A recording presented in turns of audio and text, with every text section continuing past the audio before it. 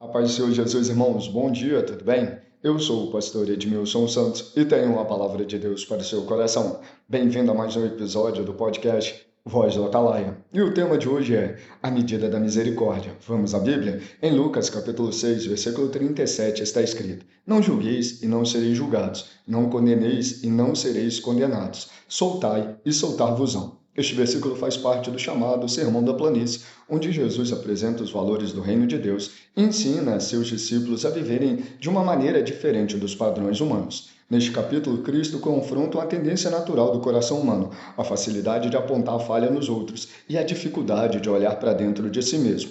A primeira expressão de Jesus, não julgueis, não significa abandonar o discernimento ou aceitar todo tipo de comportamento sem reflexão. A Bíblia ensina que devemos discernir o certo e o errado.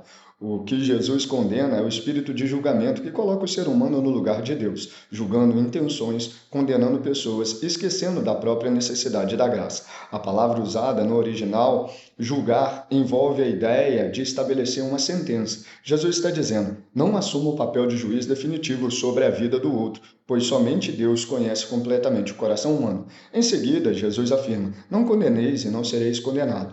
Existe uma diferença entre confrontar o pecado e condenar o pecador. Cristo nunca aprovou o pecado, mas sempre ofereceu restauração ao pecador arrependido. A mulher encontrada em adultério recebeu uma palavra de perdão e também um chamado à transformação. Vai e não peques mais. A terceira declaração é poderosa: soltai e soltar-vos-ão. Jesus fala sobre liberar perdão. Muitas pessoas carregam prisões internas porque guardam ressentimentos, mágoas e feridas do passado. O perdão não muda o que aconteceu, mas muda aquilo que o acontecimento continua fazendo dentro de nós. O contexto mostra que Jesus está ensinando uma vida baseada na misericórdia, porque aqueles que receberam misericórdia de Deus devem demonstrar misericórdia aos outros. No versículo seguinte, Jesus explica esse princípio usando a imagem da medida, porque com a mesma medida com que medirdes, também vos medirão de novo. Lucas capítulo 6, versículo 38.